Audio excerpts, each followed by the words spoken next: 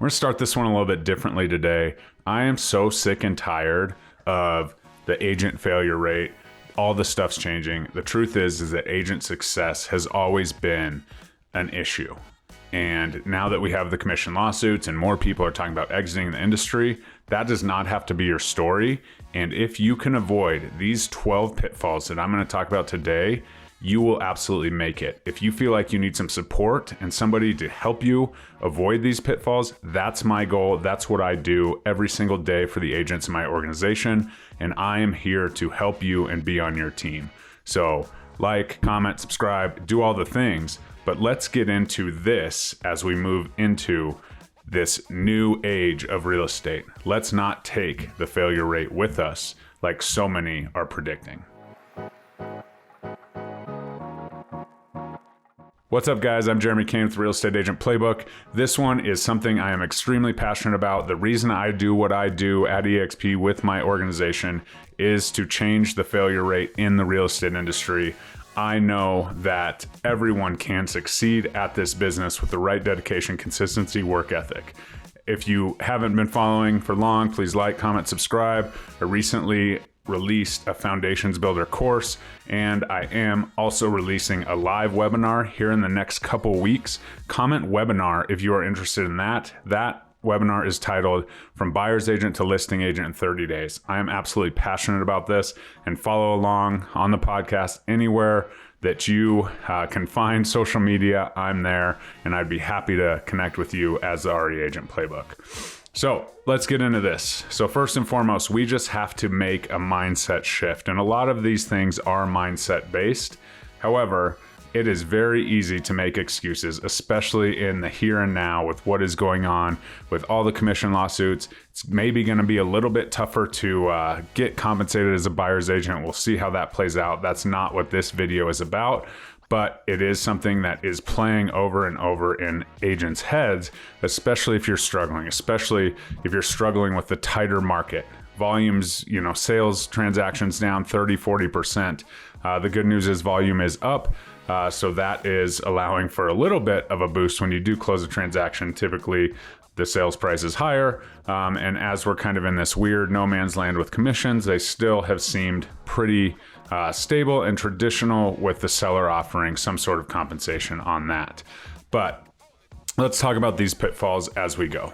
First and foremost is lack of goals and ambition and planning. This is something that is 100% accurate. I will tell you, if you are a new agent, your goal is probably to make six figures, break that six-figure mark. That is kind of the port of entry for real estate agents. I have talked to hundreds of thousands of agents, coached hundreds of agents, and this is always something that is the first step, right? We want to get to that six figures. Granted, it's not as worth as much as it used to be, but that still seems to be the measuring stone, that first, rite of passage, so to speak, in the real estate industry. And so if you're having those goals and you just throw it out there, I want to make six figures, but you don't really look into, okay, how many transactions? What's my average price point? You must reverse engineer your goals. And if you need somebody to do that, I'm always available. Book a call with me. I'd be happy to look at your market, find that average price point, find your success rate, and absolutely get those goals at least on the whiteboard, because having these goals and having this direction is great. But if you don't know what $100,000 looks like in the form of closed transactions, you don't really have a goal. You just kind of have a dream out there, which is great. I love dreams. But when we're talking short-term annual goals, we need to have an actual plan. And then what we'll do is we'll break those goals down into 12-week years. I'm a fan of that. So break them down into quarterly goals. And as we continue to move and improve and chop and change what we are doing, not our goals, to get there. And so that is what I see first and foremost is, I'm a new agent, so I don't want to, shoot too high. And the truth is, if you're not shooting high, you will absolutely probably not hit the mark. And, I'll never forget one day I was sitting in a coffee shop. I wasn't even close. And I said, I want to make $500,000 in GCI, right?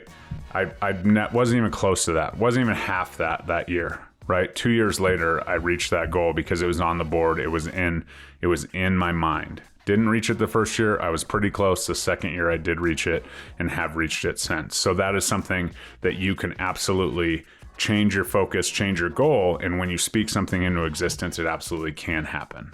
The next is inadequate training and education. I tell agents all the time, if you're not out with clients, you need to be, at least pouring into some form of education into your business, some new lead generation thing, some tactic. Like I said, I just released a course based on putting pillars of business together. So we are taking a tactical, strategic approach to building business. The cool part about the course is that you can actually choose your own adventure, like those chapter books that we used to read back in the day. Those were big when I was young, so that's aging myself, I guess. But as we kind of develop these strategies and what's going on, we need to make sure that we are getting education and learning everything we can, especially, since typically a lot of the things and the strategies we're using have to do with technology and modernization. That changes every day, right? ChatGPT changes every day. And so this is something that you can certainly wrap your head around.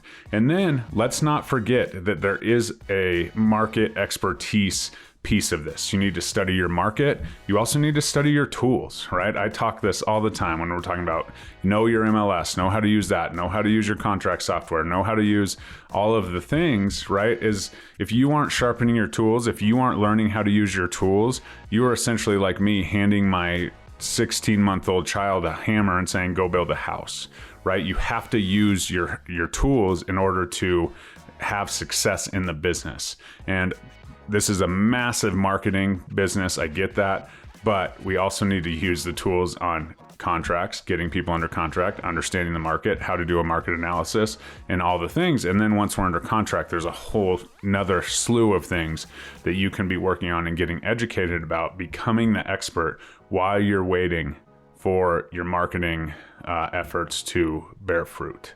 The next is one of my buddies and good friends, Louis Galt's favorite, time management, right? We manage our time poorly. And a lot of times, especially this day and age with these things at our beck and call, social media, right? I call it death scrolling, and I am absolutely one of those people, and I do it, and I'm not perfect at this. But if we can manage our time more appropriately, we can be more efficient, right? All of the coaching gurus start with, I still remember when I was doing the Buffini program and, power hour in session, put this on your wall, like eliminate all distractions, right? It used to be as easy as putting something on your office door, not quite anymore with all the technologies and things that we are surrounded with that are constantly demanding our attention. And so that time management is huge. Start with general, time blocking. The power list is also a very good tool that we use at the Wolfpack, within our organization, pretty much up and down, to get 5 income producing needle moving activities done a day. And if we can do that consistently day over day and continue to win the day, like Andy Frisella, who created the power list, talks about, then we absolutely can build a lucrative business as long as you're doing the right things, right? And that's the hard part is, okay, what are the things, right? Am I doing social media marketing by scrolling and, liking and sending people DMs and that? We'll see. Depends on how intentional you are. But a lot of times we get sucked into this news article. I'm a big sports guy, so a lot of sports things and, funny clips from Nikola Jokic talking to the media, all of those things kind of come up. So that time management is something that never goes away, but it usually is extremely lacking when you are not being successful in managing your time appropriately, prospecting appropriately, spending time with your clients appropriately, and so on. Next is insufficient marketing and branding. This is absolutely huge. Very interesting. My good friend Mike Sherrard, an absolute guru when it comes to marketing and branding. But as agents, sometimes we don't have that personal brand. We're riding for the brand on our sign, our brokerage or whatever. And as we move into this new age and this new kind of, I don't know why it's new, but your unique value proposition in sales should have been something you talked about day one all the time, because we always want to provide value. The more value you provide, the better results you will see.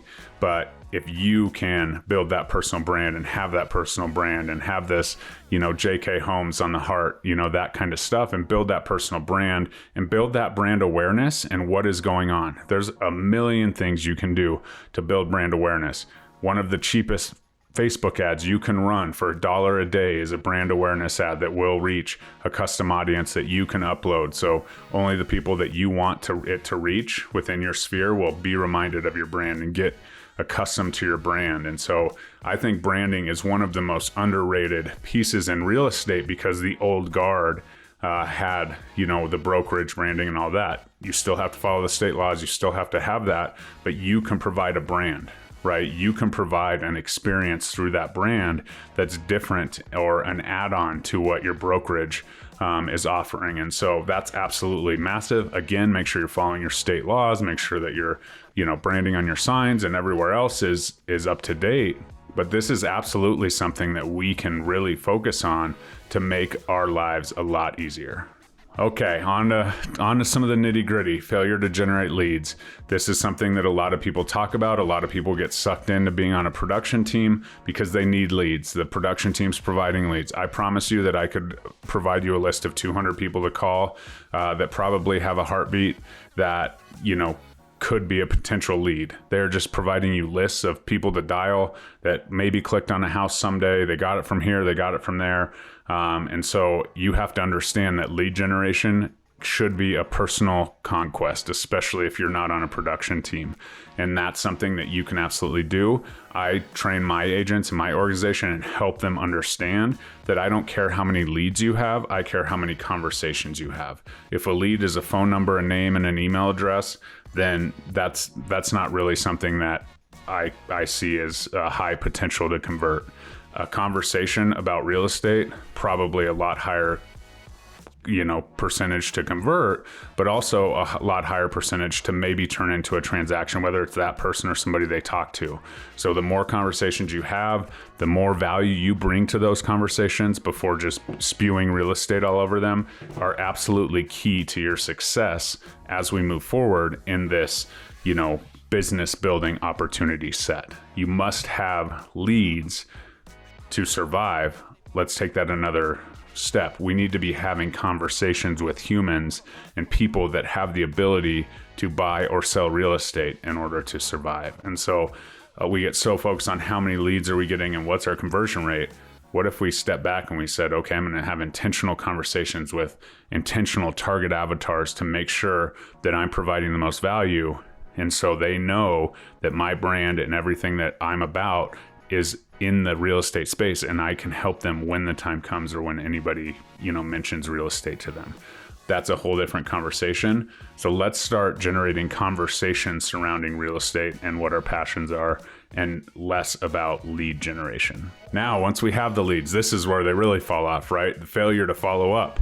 And this is because most of the time when you're provided these lists by whoever, or these, old Facebook leads, or these old Zillow leads, or whatever they are, it's really disheartening to call those people, right? Because half the time they're like, I never gave you my information. They forgot, they had a few cocktails, they clicked on a house, typed in their information, saw the pictures, and never remembered it again.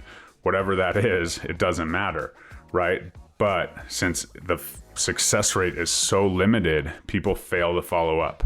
And so if we're taking these conversations and we're putting them into a CRM and we're talking about the key points and the value, and so we're not having the same conversation over and over and over again, we're having a conversation, then we're elaborating on that the next time, we're referencing back, we're advancing the conversation. So it's actually an entertaining, engaging, relationship that we're building here. Then that makes the follow-up a lot easier. So we need to organize through a CRM and make sure that we are following up, right? Just while I was doing this video, I thought of somebody who I talked to last week who I hadn't set up a search for. They're a little ways out, but that's a failure to follow up on my end. We need to get that search out to them. We need to get that search ready to go, because that then becomes my follow-up. Right? They're getting an email every time that house hits the market that fits their criteria, and they're reminded, right? Half of them think I'm personally sending it. So you have to understand that that is a key point. How are you going to follow up where you can actually do it and be consistent and make sure that nothing slips through the cracks? Because there's nothing worse than having scrolling on Facebook one day and seeing somebody that reached out to you 6 months, a year, 18 months ago, and now they're standing in front of a house that they just purchased with another real estate agent. So that follow-up is absolutely key. And when you're doing it more organically through conversations and DMs and things like that, make sure you keep good notes and make sure you are consistent with that follow-up and strategy. Next is poor customer service. A lot of this relates back to lack of understanding of the market, lack of understanding, what the process is and all of that. So I get it. As new agents, you have to get through the process. You have to do it. Some people have to do it to learn it. Well, let's do as much training and get in front of as many title people and lenders and industry partners as we can with their education and what they're teaching, because we have all the nuts and bolts, the contracts and all of that obviously we're required to know, but we also have a lot of different variables that come into play. And so the more and more you can provide that information and provide that value and be a resource, the better your customer service will look to the consumer or the buyer or seller. And so customer service starts and ends with communication. And a lot of times we don't know what's going on as new agents, or we haven't been through this. I will tell you that the reason I love this industry is that no day is the same and no transaction is the same. There's not one transaction that is exactly like another. There's always something that's different. So take that with a grain of salt and understand that you can surround yourself with people and resources that can help you when you get into that.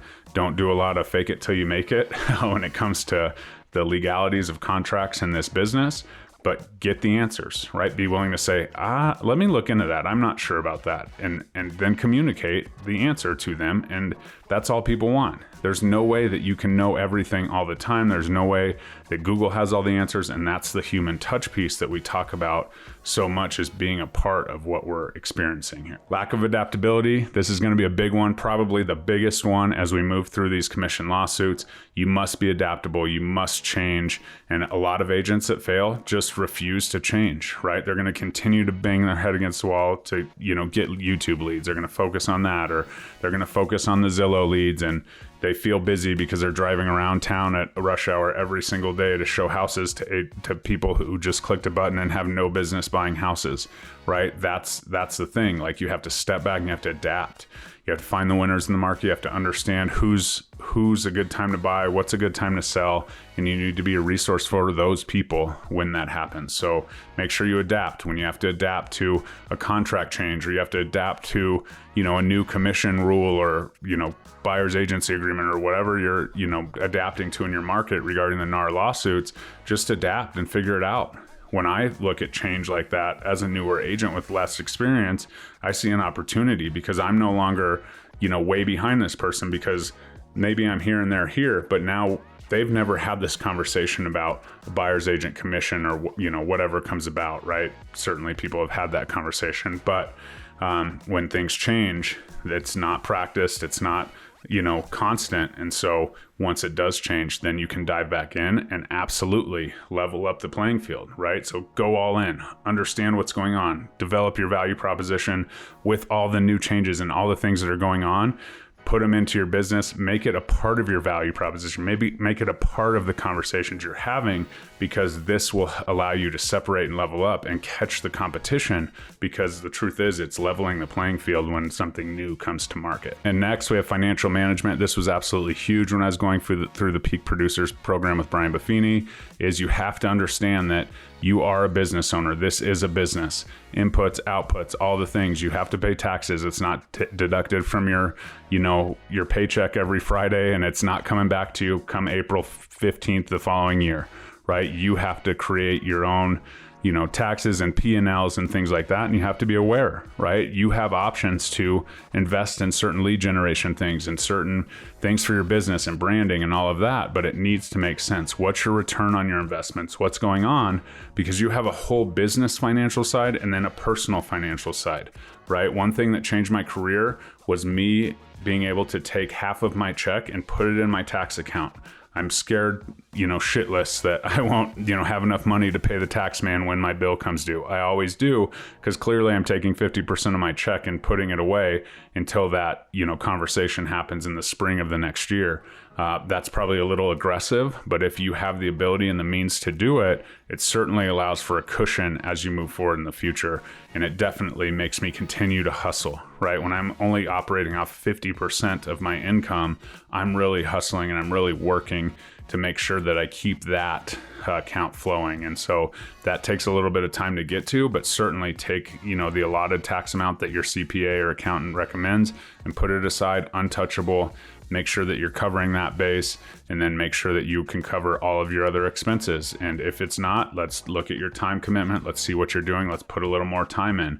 The beauty of this industry is that there is no ceiling to your income. The problem is there is also no floor. So that's something that we need to really focus on and understand, that you are a business owner and the financials can make or break you. And a lot of times, people are like, hey, I just have to pay the bills. I can't put it all in there. I'm like, yeah, well, had you put more time in on the front end, or maybe we're starting as part-time, that's okay too. I'm not that guy that's going to tell you can't start part-time, but let's build a plan. What do we have to get in the savings account to feel comfortable? What do we have to have in deal flow to feel comfortable to exit? Okay, how are we going to get there? What's it going to require? Because I promise you, it's not a 40-hour full-time work week and come into real estate and it's 5 hours and it'll get there. You're going to have to make some sacrifices of time, especially if you have another job, because you have different, clients with different needs and times like that. So make sure those financial pieces are not a reason that you fail, and make sure you set yourself up for success with the right budget. Okay, the next one, work-life balance and burnout. This goes back to kind of the time management. You must have, some variation of what you're doing. You can go all in. There's a lot of people that are extremely money driven that'll go all in all the time. I would challenge you to make sure that you are doing the right activities. Find a coach, find a mentor, find even another agent who's going through it, and make sure you have the accountability to what you're doing. Are the actions you're putting in actually determining your results, right? Are you spending too much time scrolling on social media? Are you removing distractions? Are you really dialed in on becoming the valuable resource that you need to be for your clients? Because if you are not, and there's not that, success feeling, you will burn out, because you'll be continuing to go. If you're just dialing the phones, you're not changing the script, you're doing the same thing over and over and over again, producing the same results, which is zero, you will not make it. Right? So we have to adjust. Certainly there's a fine line of going all in and fully dedicated and getting consistent, and not doing enough. And maybe you need an outside source to look at that. But burnout is real in this business, but it's not really real if you're seeing results, right? Once you're cashing checks and closing transactions and changing people's lives and your clients' lives, it's easy to keep going. But it's getting to that point and doing it the right way, the most efficient way, and the most strategic way, while being consistent and still having a little bit of a balance, and taking breaks and getting rest and drinking your water and doing all those things. And we touched on this one a little bit, but a lot of people are like, this is how I do it at your, 9 to 5. You just figured it out on your own. You learn by fire, trial by fire. The problem right now, trial by fire can be really expensive, right? Because you're dealing with large transactions and people's livelihoods and all the things. So utilize your support system. Make sure you have mentors. Make sure you have associates, people that you can hold each other accountable and ask questions and see if they've seen it, and mastermind and do all those things. And if you don't, please reach out, because I would love to be that mentor.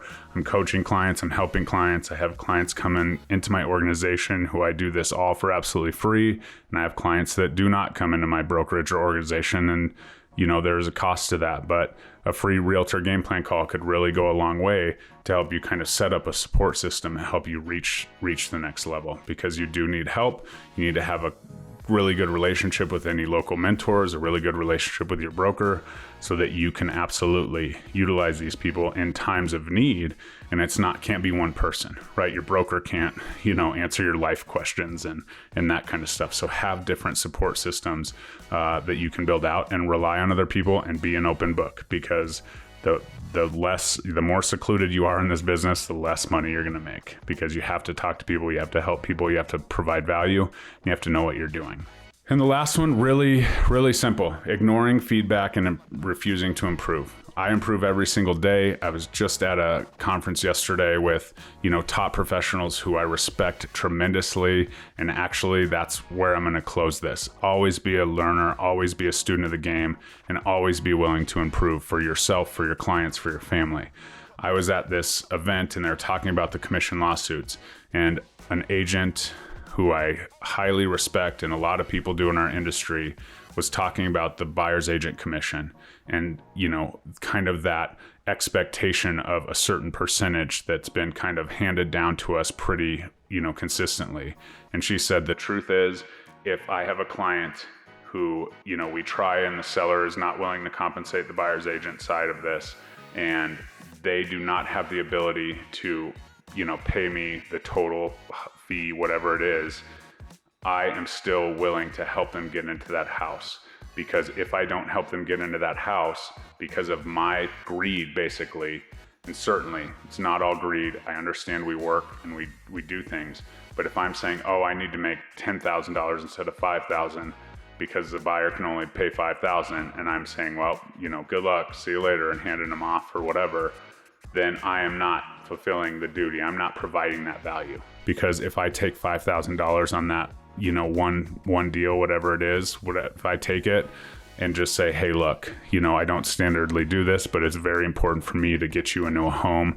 That's what I care about. That's the difference I make.